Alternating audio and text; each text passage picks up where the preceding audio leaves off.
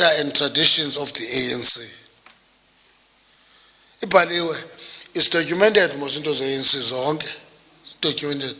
But the actual embodiment are veterans, because veterans add something that you don't get in any book, into what was the anecdotes. Anecdotes. You explain this experience. If we talk about Wang and Spolilo, the only people who can add anecdotes are the Lituli detachment.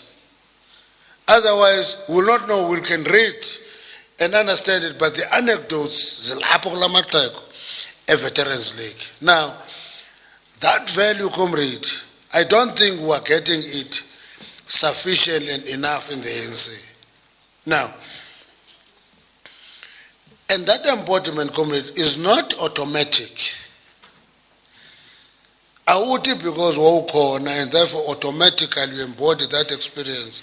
It can only be a reality if you are involved, you provide guidance to structures, you provide guidance to young people on an ongoing basis. Sometimes they will shout you down, they will elbow you out, they will undermine you, but you have a duty and a responsibility as a veteran to say no. In the ANC, things are not done this way.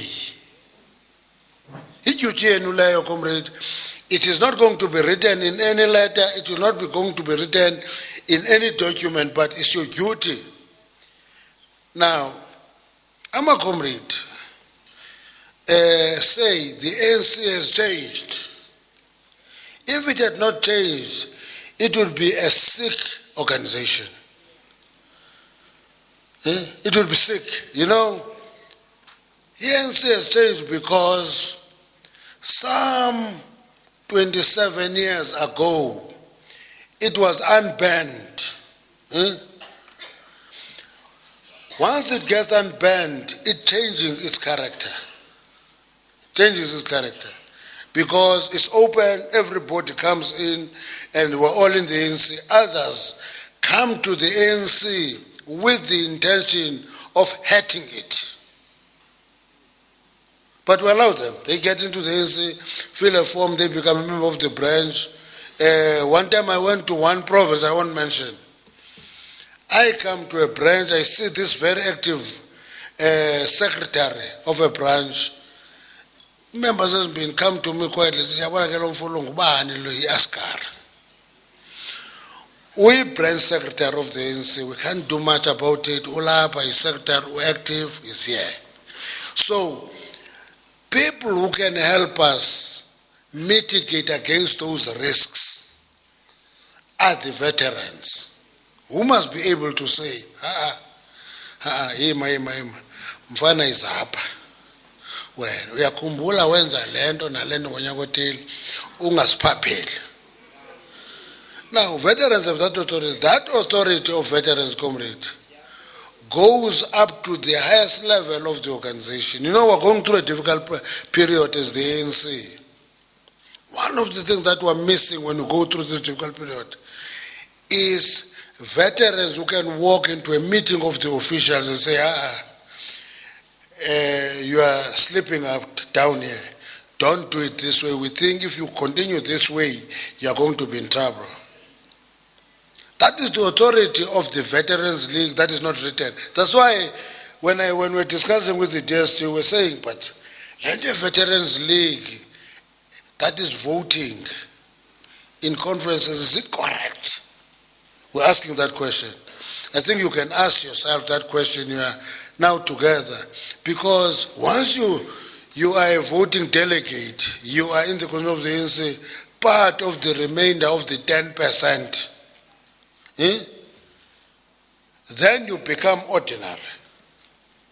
You're not different from any other structure that is part of that remainder of the 10%. And my own view, I argued this in the inaugural conference, I lost it, I'm still arguing it to good. If Veterans League should be a structure which is actually having authority, rather than voting powers, authority, it must walk and guide any structure of the ANC when there is a problem. Now, but if it's a voting structure, we're going to a conference, the first question is, are you going by as veteran, zimepi kula contest?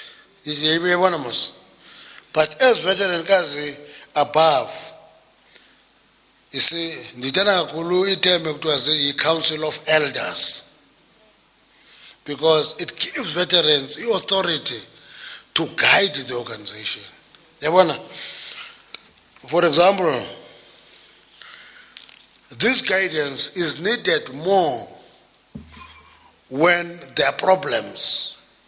When you go to a difficult problem like this one, veterans cannot behave as a counter force. They can't be a counter force. Veterans must be leading efforts of finding solutions. But once veterans constitute themselves as a counter force, you must appreciate that every action is followed by a reaction. That is dialectical. Once the veteran is born as a counter force, everybody holds back. But if veterans are veterans that are above, they have authority, everybody listens. One time, officials ANC made a point and said, going to this conference 2017, it would be better if we said to the president, because you are not standing, you would have managed, you could manage this process where comrades are discussing a succession properly, and in that process, there must be organizational authority to say, Comrade Gwede, you will not stand in that position.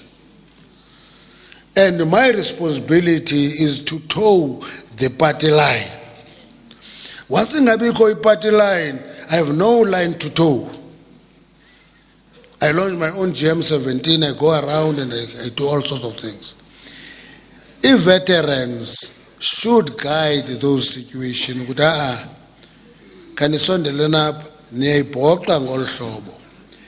this is how you should manage the process. But if veteran has no authority, then there is a problem. You see, young people will call press conferences and shout at everybody. Many people get irritated by that. I don't. I know that it's necessary aspect of youthfulness. But once they go with veterans, it changes the complexion. So if veterans, comrade, I don't know how we are going to structure it in your discussion. You must have that authority. You see, we were from the National Policy Conference, a group of veterans and stalwart boycotted the National Policy Conference of the ANC. It was a mistake, comrade. I want to say it here. You can hang me, crucify me, but it was a mistake because veteran and stalwart of the ANC say there is a crisis, we're not going to be associated with it. It's your crisis. Can't be right. Can't be right. Veterans of the ANC must be dirty if need be in the effort of trying to get solutions. And I think, comrade, you must remember this, Uguti. This is the year of Oliver Tambo and unity in action. Year of Oliver Tambo and unity in action. You know, now I want to go Oliver Tambo. Everybody. Uyamkota. Wonke umuntu uyamthanda. This is as I'm telling Oliver Tambo. But the question is, do we emulate him? Do we emulate him? Or umandi nje? Yabona, Sometimes when I was in a movement like ours, which is 105 years, it's going to 106 years in January. There are things that we must actually tease out and try to enforce.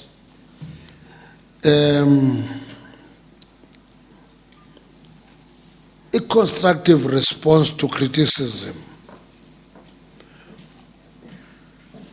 and ability to work for solutions is very, very important. There was a big conference in Morogoro in 1969, huge. How many delegates? 70. 70, yeah. Huge, it's an August conference. It's not the number of delegates who are there that counts, it is the product of that conference that counts. Because that conference gave shape to the framework for struggle, 4 pillars of the revolution, strategy and tactics and all those things. But deeper understanding of what came out of Morogoro can always be better if you access and read the political report of Oliver Tambo to that conference. Because that report raised the questions that were answered by conference. And my own view, comrade, is that that conference is an example of a leadership that was constructive in dealing with criticism. That's why it said, let's have the conference, let's hear them out, let them say what they say, bring the handy memorandum, don't take him to the court martial. They went to that conference. And how do we interpret that in the current situation? How does the Veterans League, which I think Mamnazo Tanbali will be a step to unify veterans? I'm sure Monday I'm not going to receive a letter from veterans and stalwarts 101 or that. We'll have now a formal structure, the ANC Veterans League, unified by this conference, and therefore deal with the veterans structurally. And that is more helpful than everybody everywhere. When I talked to Ubudwali, I said to Ubudwali, I don't understand this thing of invoking old identities to be relevant. You must be relevant now because you are involved now and you are participating and contributing now. When you do that, you become more relevant than trying to invoke some old identities. And my appeal is this conference must actually create a structure where veterans have a platform to express their views and help the ANC.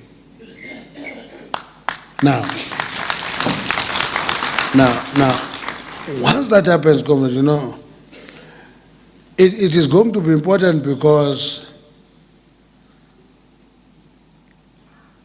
it will bring what usefulness deprive us of. The ability to have constructive response to criticism. Now, when there is a crisis, I was talking to the Communist Party a few days ago. I said to them, you see, Communist Party, SACP, of which I'm a member, a Communist Party cannot be adventurous and it can't be populist. It must be scientific. Because once we lose the scientific approach from the Communist Party, the crisis deepens, because it means we can as well do as we like, all of us. Because every revolution will have its troughs and peaks. We don't jump off the revolution when it is going through a trough and say, so join.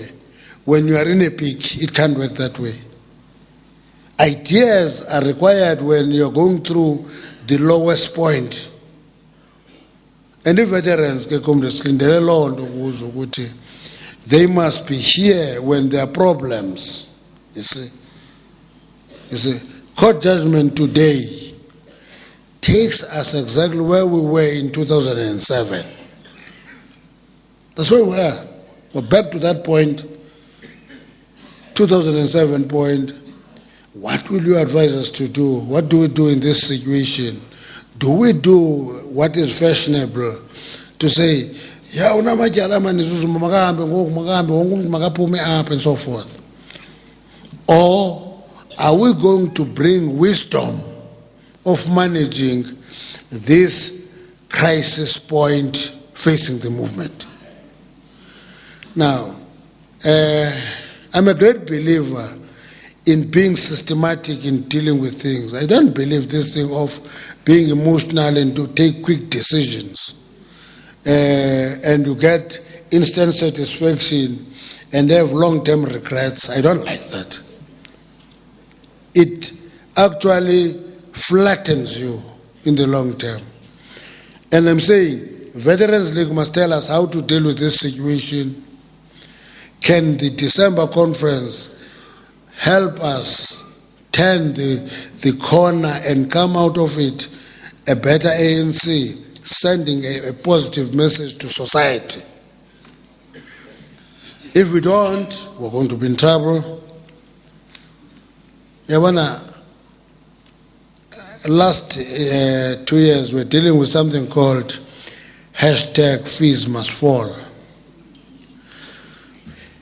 And people were coming, say, there's a crisis here. I went to what Tambo said in Kabwe and said, this is a crisis of our advances. That's what that #fees must fall is all about. 1994, we take over an education system. The 150,000 roughly black student university. In 2017, there are over 850,000 black students in university. Many of them from poor households, they're in university. And as we give access to higher education, demands are growing. Therefore, when demands are growing, we must not run for cover.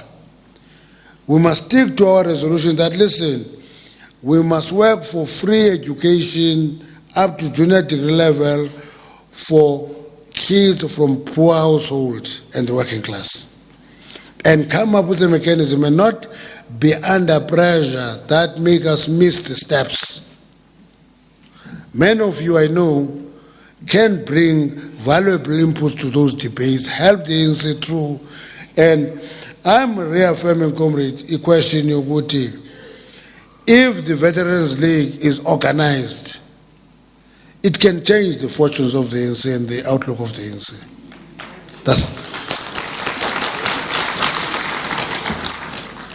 And when you bring your inputs, you're not done a favor. You are doing what you should do. The last point I want to raise, comrade, is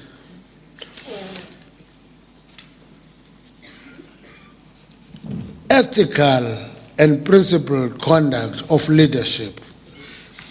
It's not coming from mana, it's not mana. It's something that is a function of consciousness. And it is also a function of continued guidance. The Pope described power as like drinking a bottle of gin into an empty stomach. It can get into your head, make you dizzy, make you drunk and lose balance. The only people who can help us as young people not to have power as a bottle of gin into an empty stomach is yourselves. It's yourselves. Now, because ethics and principles are things that are approved by society, not just by structures. Now, if a certain practice is accepted in a society, whether you love it or not, it's accepted there. That's why a South African Communist Party cannot be allergic to religion, for example, because society in South Africa is very religious, highly so. Now, anybody who says is a scientific Marxist and is allergic to religion is not scientific enough to appreciate the material conditions around him. That's where ethics are. The problem is that they are not only internal. Ethics are also determined by how society view us. The last point, factions in the ANC. You're not immune from them. As veteran, you're not immune from these factions. You can't be immune. But you can, once you are organized properly, structured properly, mitigate against these factions. You know, if factions mozaza xa komnyumfo ekwakusithiwa nguLenin.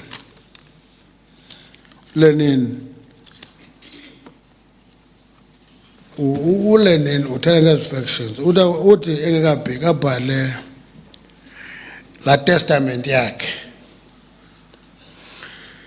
and he conduct the assessment of leadership, and he looks into the competition for power among comrades between Trotsky, Stalin, Kamenev, Zinoviev, Bukharin, Rykov, Chomsky. Abhala abasasabonga. Ide awufika ku-Central Committee, the friend is Kaideke, because many of you are graduates of the Lenin School. Kutwa mayingapapashwa lento, mayingapapashwa. And the weakness of individuals determined that Stalin took over, despite Lenin thinking that Trotsky had better capability and better temperament. That background and that political understanding requires veterans of the ANC to guide us. I'm not president, I can't give you concrete directives. I'm making an input, I'm saying what I'm saying here, factor it in the discussion, take decisions. But on behalf of the officials and the NSC, I declare the Conference of the Veterans League open. I wish you all the success, calmness, ability to persuade and engage one another, not go for shootouts. Thank you.